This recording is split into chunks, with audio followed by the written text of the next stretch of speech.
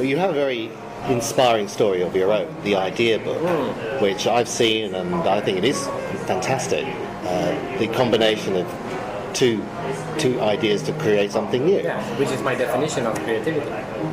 So how do you, in that case, I mean, did you just stumble across it? Was it an accident? Did you sit down and think about it, or was it a process? There's an official version and an unofficial version. Which one should I do?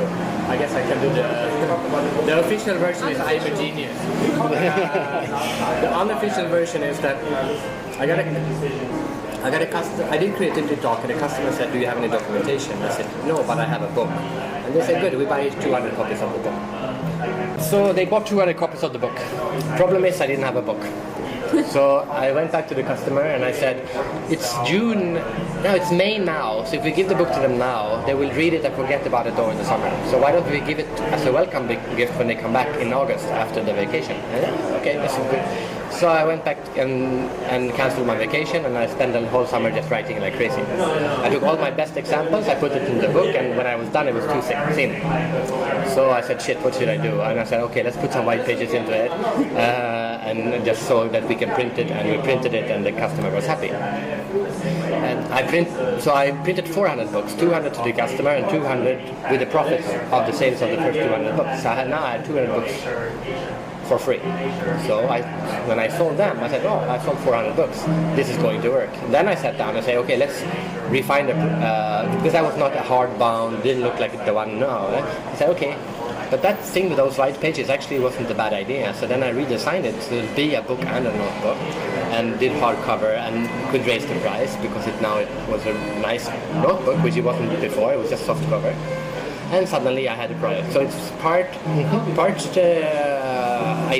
thought, but creativity can also be understand what you stumble upon, like Velcro or photography or X-ray or all these ideas. To me, that's more inspiring, exactly. Because if you thought that you could only be creative by having that eureka moment, most of us would think, well, that's not for me. Well, actually, a eureka moment is an accident. He just happened to sit down in the bathtub. He didn't sit down in the bathtub to see if the crown was made out of gold or not. He sat down, and then he had by accident, he suddenly connected that thing with the assignment the king had given to him before, and he had an idea. So that's a good example how creativity for me is about paying attention. It's about being curious, and it's about questioning things. Yeah, I know that sometimes people become successful by having a series of mistakes, because you learn along the way, you adapt and you think about what's happened and you change direction. So that's an example of creativity as well. I mean, entrepreneurism is experimenting, seeing what works, what doesn't, changing direction. And I think most entrepreneurs would not talk so much about. Actually, it's a pity they don't talk so much about their mistakes. That's my dream, to have a mistake conference once in a while. Everyone is only allowed to talk about their mistakes. Great idea. And I want to do it in Iceland. But the founder of IKEA, which is one of the richest men in the world, I think he's number 10 or something, he says, "I'm the biggest screw-up there is. I have failed so many times." But his attitude, of course, is not to focus on that, but to try things. Oh, now it works. We don't call nature a failure when 99.9% of all the things nature tries fails. It's that whatever thing survives. So in a sense, more. But then some people say that we should encourage people to fail. That is, I don't agree at all. That's very, very dangerous. Because if I encourage you to fail, you are going to try to fail. That's what it means. I will encourage you to fail. You should encourage people to try, which is an absolutely totally different approach to things. But if you fail, to use that failure to learn. Yeah. That's the big mistake. If you fail and don't learn about it, that's when you do a mistake. If you fail and learn, you haven't done a mistake. But to encourage people to fail and encourage them to make mistakes is focusing on the wrong thing. You should focus on encouraging the positive side of that. It's quite common to say that in Asia lacks innovation and creativity. Many of the great innovations, technology innovations at least, seem to have come from the West. So, but is this really true? I mean, is it the case that Western companies, as opposed to individuals, are being more creative? This is I don't agree on this on many levels. First, I had an interesting discussion last week in Singapore, and they said, "Oh, we're not creative here in Singapore." And I said, "What define here in Singapore?" Well, okay, the foreigners, but the Singaporeans. New York. We talk about San Francisco, Silicon Valley. It's not the people who were born in New York we talk about. It's the people who live in New York we talk about. There are a lot of people who live in New York and San Francisco are not from there.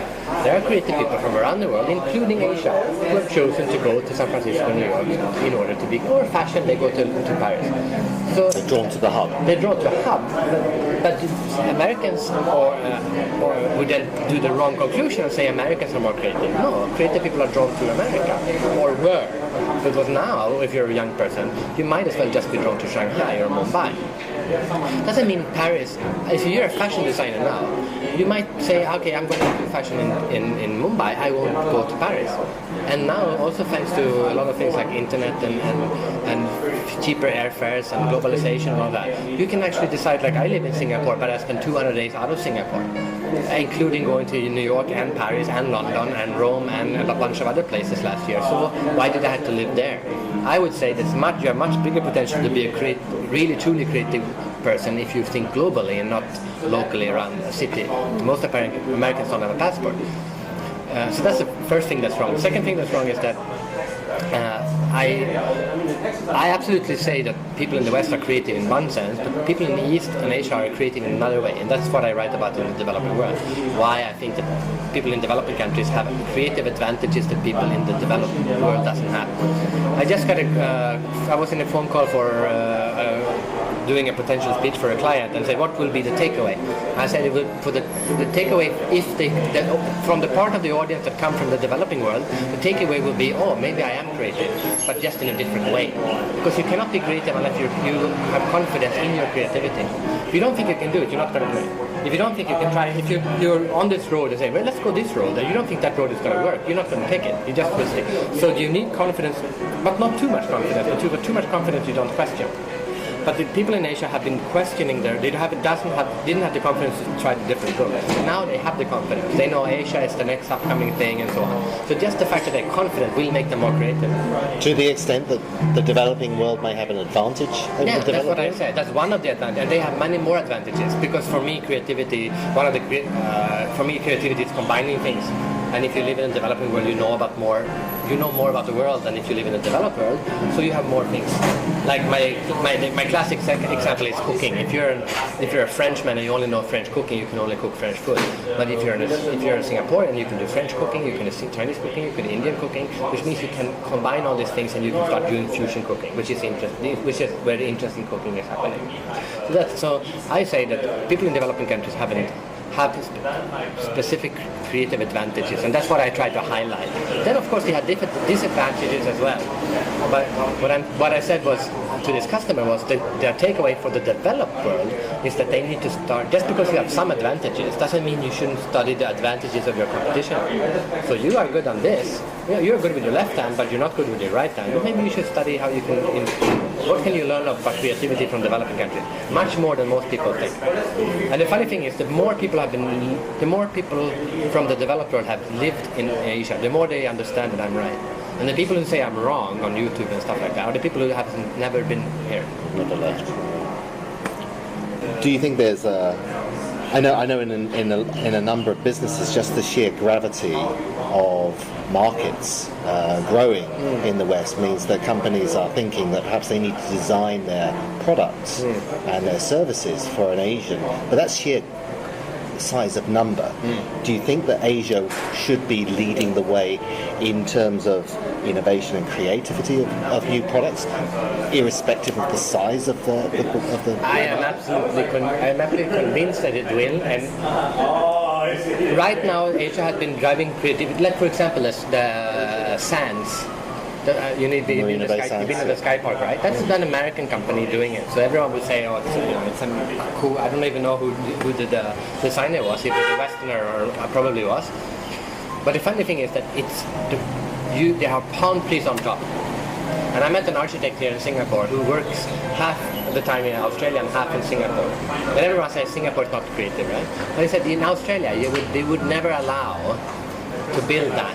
Because what happens if, or in America especially, what happens if a palm tree falls down on a car and there's an accident, right? So they're reluctant to try new things. They're afraid to try new things. The buyers of creativity.